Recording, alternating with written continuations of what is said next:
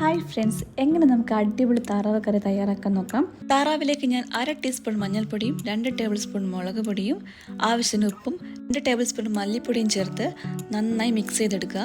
5 whistle വരുന്നവരെ വേവിച്ചെടുക്കുക. ഇത് വേവുന്ന സമയം കൊണ്ട് നമുക്ക് അതിന് വേണ്ട സവോളയൊക്കെ വഴറ്റിയെടുക്കാം. നല്ല വെളിച്ചെണ്ണയിൽ നല്ല സ്പൈസസ് ഒക്കെ ആഡ് ചെയ്ത് കൊടുക്കുക. എന്നിട്ട് 2 സവോളയാണ് ഞാൻ എടുത്തിരിക്കുന്നത്. അതുപോലെ വഴറ്റി അതിലേക്ക് ഇഞ്ചി, വെളുത്തുള്ളി, പച്ചമുളക് പേസ്റ്റും തക്കാളിയൊക്കെ ചേർത്ത് നല്ലതുപോലെ വഴറ്റിയെടുക്കുക. ഇനി കുക്കറിൽ വേവിച്ച് വെച്ചിരിക്കുന്ന താറാവ് ഈ മസാലയിലോട്ട് ചേർത്ത് കൊടുക്കുക.